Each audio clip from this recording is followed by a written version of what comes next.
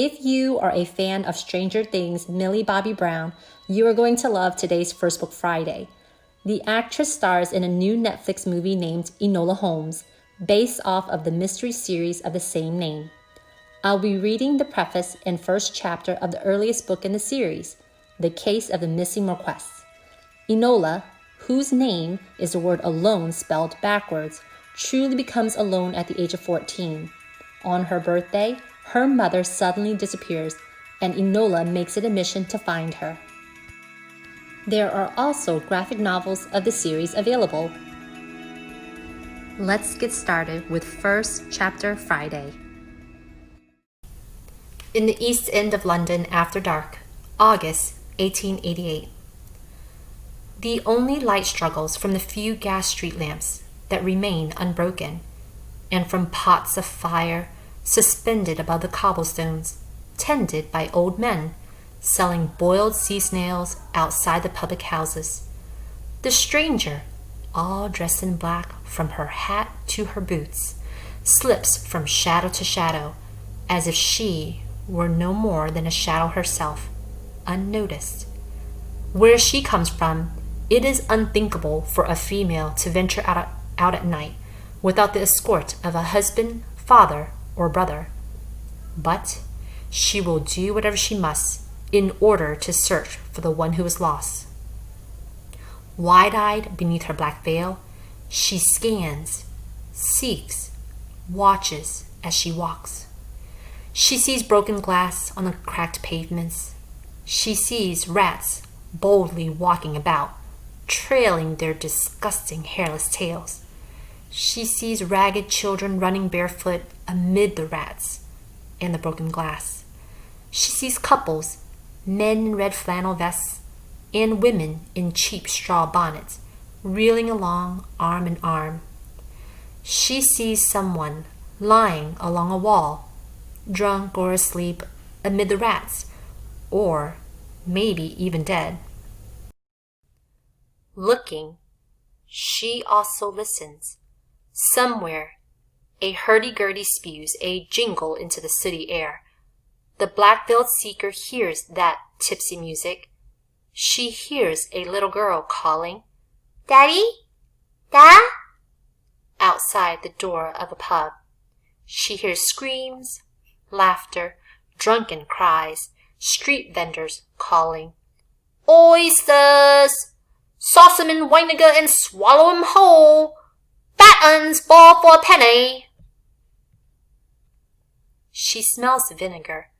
She smells gin, boiled cabbage, and hot sausage, the salty waft of the nearby harbor, and the stench of the River Thames. She smells rotting fish. She smells raw sewage. She quickens her pace. She must keep moving, for not only is she a seeker, but she is sought. The black-veiled hunter is hunted. She must walk far so that the men who are pursuing her cannot find her. At the next street lamp, she sees a woman with painted lips and smudged eyes, waiting in a doorway. A hansom cab drives up, stops, and a man in a tailcoat and a shining silk top hat gets out. Even though the woman in the doorway wears a low-cut evening gown that might once have belonged to a lady of the gentleman's social class, the black-clad watcher does not think the gentleman is here to go dancing. She sees the prostitute's haggard eyes, haunted with fear, no matter how much her red-smeared lips smile. One like her was recently found dead a few streets away, slit wide open. Averting her gaze, the searcher in black walks on. An unshaven man lounging against a wall winks at her. "Missus, what you doing all alone? Don't you want some company?" If he were a gentleman, he would not have spoken to her without being introduced. Ignoring him, she hastens past. She must speak to no one. She does not belong here. The knowledge does not trouble her, for she has never belonged anywhere, and in a sense she has always been alone. But her heart is not without pain as she scans the shadows, for she has no home now. She is a stranger in the world's largest city, and she does not know where she will lay her head tonight. And if, Lord willing, she lives until morning, she can only hope to find the loved one for whom she is searching. Deeper and deeper into shadows and East London dockside slums, she walks on, alone. Chapter the First. I would very much like to know why my mother named me Enola, which backwards spells alone. Mum was, or perhaps still is, fond of ciphers, and she must have had something in mind, whether foreboding or a sort of left-handed blessing, or already plans, even though my father had not yet passed away. In any event, "You will do very well on your own, Enola," she would tell me nearly every day as I was growing up. Indeed, this was her usual absent-minded farewell as she went off with sketchbook, brushes, and watercolors to roam the countryside. And indeed, alone was very much how she left me when, on the July evening of my 14th birthday, she neglected to return to Ferndale Hall, our home. As I had my celebration anyway, with Lane, the butler, and his wife, the cook, the absence of my mother did not at first trouble me. Although cordial enough when we met, Mum and I seldom interfered in one another's concerns. I assumed that some urgent business kept her elsewhere, especially as she had instructed Mrs. Lane to give me certain parcels at tea time.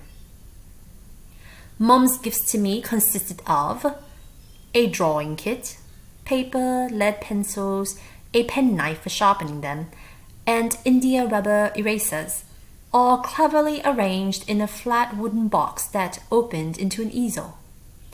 A stout book entitled The Meanings of Flowers, including also notes upon the messages conveyed by fans, handkerchiefs, sealing wax, and postage stamps.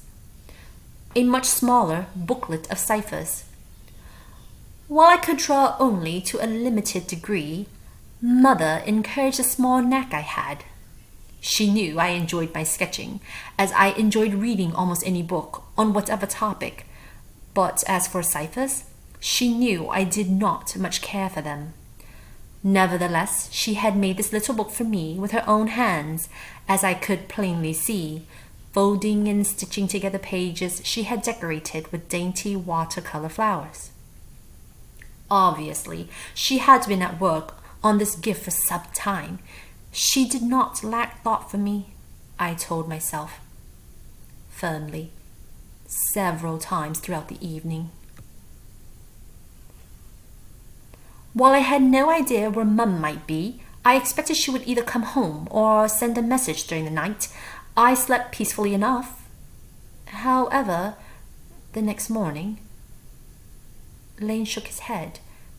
No, the lady of the house had not returned. No, there had been no word from her. Outside, grey rain fell, fitting my mood, which grew more and more uneasy. After breakfast, I trotted back upstairs to my bedroom, a pleasant refuge where the wardrobe, washstand, dresser, and so forth were painted white with pink and blue stenciled posies around the edges. Cottage furniture, folk called it. Cheap stuff suitable only for a child, but I liked it. Most days. Not today. I could not have stayed indoors. Indeed, I could not sit down except hastily to pull galoshes over my boots. I wore shirts and knickerbockers, comfortable clothing that had previously belonged to my older brothers, and over these I threw a waterproof. All rubbery, I thumped downstairs and took an umbrella from the stand in the hallway. Then I exited through the kitchen, telling Mrs. Lane, "I am going to have a look around." Odd. These were the same words I said nearly every day when I went out. Look for things. though generally I didn't know what. Anything. I would climb trees just to see what might be there. Snail shells with bands of maroon and yellow, nut clusters, birds' nests. And if I found a magpie's nest, I would look for things in it. Shoe buttons, bits of shiny ribbon, somebody's lost earring. I would pretend that something of great value was lost, and I was searching. Only this time I was not pretending. Mrs. Lane, too, knew it was different this time. She should have called, "Where's your hat, Miss Enola?" for I never wore one. But she said nothing as she watched me go to have a look around for my mother. I really thought I could find her myself. Once out of sight of the kitchen, I began running back and forth like a beagle, hunting for any sign of Mum. Yesterday morning, as a birthday treat, I had been allowed to lie abed. Therefore, I had not seen my mother go out. But, assuming that she had, as usual, spent some hours drawing studies of flowers and plants, I looked for her first thing on the grounds of Ferndale. Managing her estate, Mum liked to let growing things alone. I rambled through flower gardens, run wild, lawns invaded by gorse and brambles, forests shrouded in grape and ivy vines, and all the while the grey sky wept rain on me. The old collie dog, Reginald, trotted along with me until he grew tired of getting wet, then left to find shelter. Sensible creature. Soaked to my knees, I knew I should do likewise, but I could not. My anxiety had accelerated along with my gait until new terror drove me like a lash. Terror that my mother lay out here somewhere, hurt or sick, or a fear I could not entirely deny, as Mum was far from young. She might have been struck down by heart failure. She might be... But one could not even think it so badly. There were other words. Expired, crossed over, passed away, gone to join my father. Oh, no, please. One would think that, as Mother and I were not close, I should not have minded her disappearance very much. But quite the contrary. I felt dreadful, because it seemed all my fault if anything had gone badly with her. Always I felt to blame for whatever, for breathing, because I had been born indecently late in Mother's life, a scandal, a burden, you see, and always I had counted upon setting things right after I was grown. Some day I hoped somehow I would make of my life a shining light that it would lift me out of the shadow of disgrace. And then, you understand, my mother would love me. So she had to be alive, and I must find her. Searching, I crisscrossed forests, where generations of squires had hunted hares and grouse. I climbed down and up the shelving, fern-draped rock of the grotto for which the estate was named, a place I loved, but today I did not linger. I continued to the edge of the park where the woods ended and the farmland began. And I searched onward into the fields, for Mum may very well have gone there, for the sake of the flowers. Being not too far from the city, Ferndale tenants had taken to farming bluebells and pansies and lilies instead of vegetables, as they could better prosper by delivering fresh blossoms daily to Covent Garden. Here grew rows of roses, crops of coreopsis, flaming patches of zinnias and poppies, all for London. Looking on the fields of flowers, I dreamt of a bright city where every day smiling maids placed fresh bouquets in every chamber of the mansions, where every evening gentle women and royal ladies decked and scented themselves, their hair and gowns with anemones and violets. London, where... Oh, but today the acres of flowers hung sodden with rain, and my dreams of London lasted only a breath or two, before evaporating like the mist steaming up from the fields. vast fields, miles of fields. Where was Mother? In my dreams, you see, my mum dreams, not the London ones, I would find her myself. I would be a heroine. She would gaze up at me in gratitude and adoration when I rescued her. But those were dreams, and I was a fool. So far, I had searched only a quarter of the estate, much less the farmlands. If Mum lay injured, she'd give up the ghost before I could find her all by myself. Turning, I hurried back to the hall. There, Lane and Mrs. Lane swooped upon me like a pair of turtle doves upon the nest, he plucking sopping coat and umbrella and boots from me, she hustling me towards the kitchen to get warm. While it was not her place to scold me, she made her views plain.